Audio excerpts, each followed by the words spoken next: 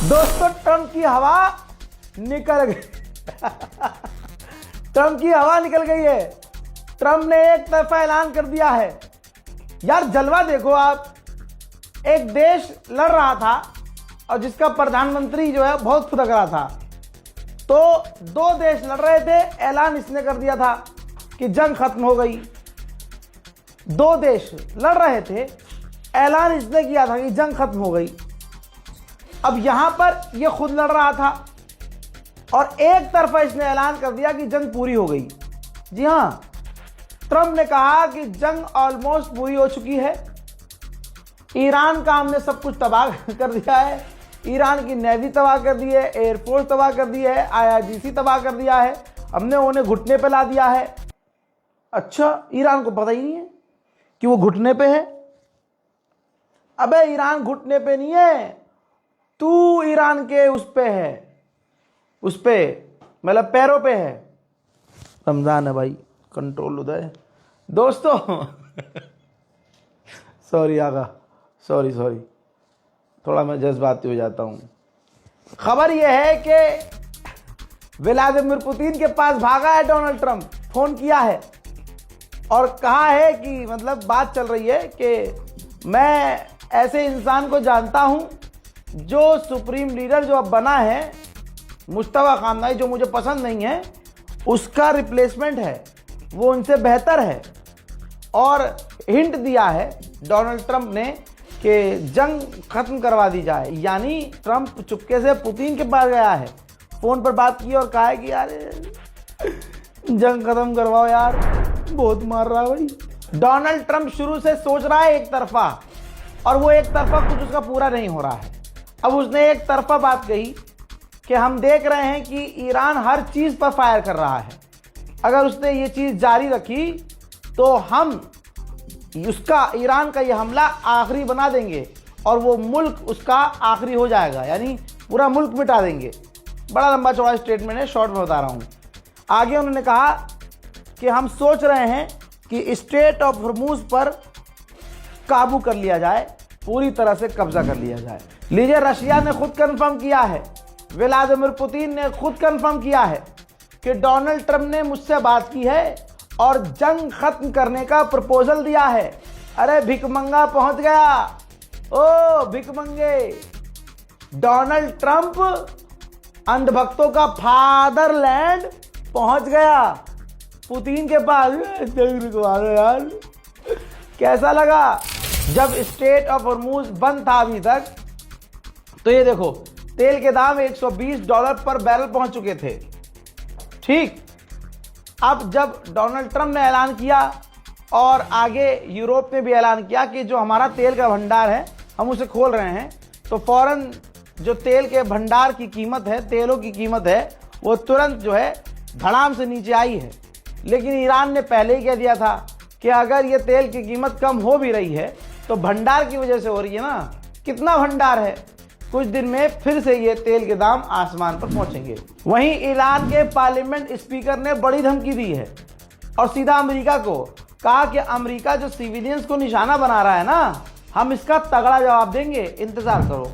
उधर इराक के प्रधानमंत्री ने भी तबाह खामनाई को मुबारकबाद पेश किया है सुप्रीम लीडर बनाए जाने पर। हजरात, इजराइल के हालात कितने बुरे हैं, कितने बुरे हैं। तमाम लोगों से गुजारिश है, शेयर कीजिए, कोई कॉपीराइट नहीं है वीडियो पर। आप इसको यूट्यूब पर डालिए, फेसबुक पर डालिए, कहीं भी डालिए, कोई कॉपीराइट नहीं है। बस सच्ची खबर दुनिया तक पहुंचनी चाहिए। दोस्तों ये देखिए, सबूत के साथ चीजें सामने आई हैं। पिछले साल की पुरानी वीडियोस इजराइल शेयर कर रहा है कि हमने ईरान के फाइटर जेट तबाह किए हैं। यानी झूठ देखो, इजराइल दुनिया की जो सबसे खतरनाक ताकत है, शैतानी ताकत, उसको भी अब झूठ दिखाना पड़ रहा है अपने आप को मजबूत दिखाने के लिए।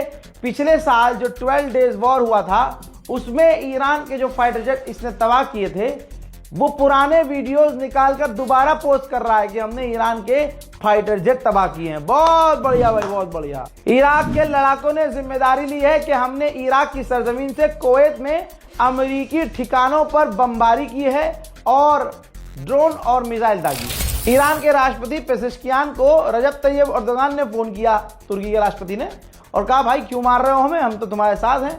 पेजेश्कियान ने कहा कि भैया हमने तो दागी नहीं मिसाइल, आप जांच करवा लो या हम जांच करवा लेते हैं या दोनों मिलकर जांच कर लेते हैं। इस पर अर्दोगान को यकीन हो गया कि ये कारनामा, ये कर्मकांड इजराइल का है। बल्कि पेजेश्कियान ने कहा कि अगर आपको यकीन नहीं है तो मैं आगे की बात ये कह दूं कि मैं तो शांति चाहता हूं और मैं तो ये कह रहा हूं कि आपस में जो टेंशन बढ़ गई है इसको खत्म करने के लिए आप जैसा चाहते हैं हम करने को तैयार हैं। मेडिटेरियन सी में फ्रांस का एक एयरक्राफ्ट कैरियर है। भाई इमैनुअल मैक्रोन फ्रांस का जो राष्ट्रपति है वो अपने हेलीकॉप्टर में सवार होकर अपने उस एयरक्राफ्ट कैरियर पर पहुंचा है और उसका पूरा दौरा किया है। कहा जा रहा है कि ये एयरक्राफ्ट कैरियर मिडिल ईस्ट जा रहा है अरब देशों को ईरान के हमलों से बचाने के लिए।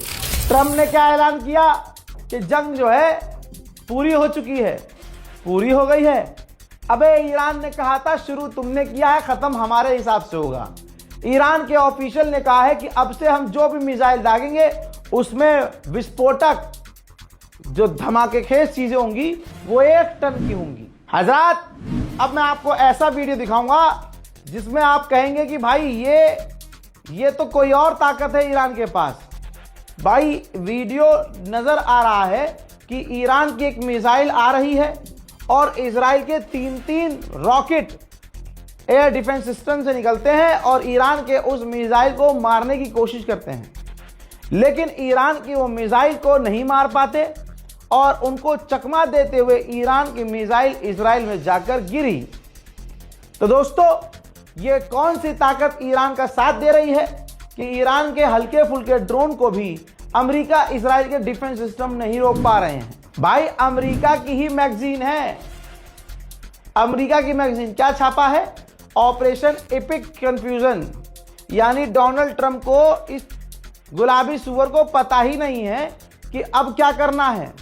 जंग शुरू कर दी, लेकिन अब क्या करना है, जंग खत्म करने के बाद क्या करना है। फिलहाल अब ये सब चीजें कैसे बर्दाश्त करनी है, कैसे कंट्रोल करनी है, कैसे छींचा लेकर मिटाना है, संभालना है, उस पर ध्यान दिया जा रहा है। इजराइल के लोग कुछ ही दिनों में अपना मुल्क छोड़कर भागने लगे। इजराइल के बेन गुरियन एयरपोर्ट पर लगातार लाखों की भीड़ है। ऐसे में सायरन भी और बज गया, ईरान की मिसाइलें आ गईं। अब तमाम पैसेंजर्स तुरंत एयरपोर्ट के नीचे बंकर में भागते हैं और उसके बाद बंकर का मंजर ये है।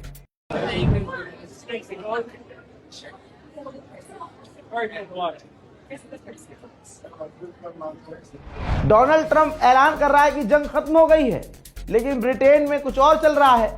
ब्रिटेन में फ्यूल टैंकों के करीब, गैस स्टेशन के करीब लंबी लंबी कतारें हैं, क्योंकि तेल और पेट्रोल डीजल के दाम तेजी से बढ़ रहे हैं। उधर सऊदी अरब ने किया ऐलान, जानकारी दी है कि हमने 3 ड्रोन्स को मार गिराया है जो ईरान के थे। ओहो, ईरान के विदेश मंत्री कह रहे हैं कि अभी हमारे पास और भी सरप्राइजेस हैं, हमारे पास स्टोरेज में बहुत सारी चीजें हैं, चिंता मत कीजिए, अभी जंग जारी रहेगी। भाई ईरान की फौज ने तो भाई साहब बम्बू लगा लिया है, सरसों का तेल और सांडे का तेल एक साथ लगाकर लट पकड़ रहे हैं। ये देख लीजिए, जो IRGC की ग्राउंड फौज है उसने कहा है कि हम इंतजार कर रहे हैं अमेरिका की फौज का। दोस्तों कमाल ही हो गया, ईरान बहुत खौफनाक लड़ रहा है और बहुत बुरी तरह से पीट रहा है।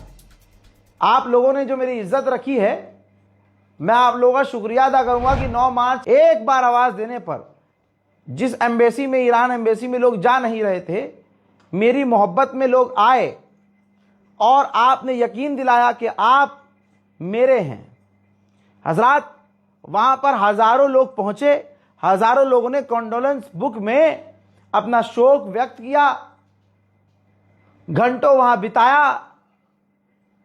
हमारी मुलाकात खुद ईरान के एम्बेसडर से करवाई गई, ईरानियन ऑफिशियल से। वहां तमाम ईरान के ऑफिशियल्स को इस बात का एहसास हो गया कि ये कोई गोदी मीडिया का पत्रकार नहीं आया है जिसके पीछे कौम घूम रही है, जिसके पीछे मुसलमान सलाम कर रहा है, उसके गले लगना चाह रहा है। ईरान एम्बेसी की इंटेलिजेंस भी होती है भाई साहब, सारी जानकारी उनको मिल चुकी थी और यहां मैं बोल के भी नहीं गया था, बिना परमिशन, बिना आप टाइम लिए, अपॉइंटमेंट लिए किसी के एम्बेसडर से नहीं मिल सकते।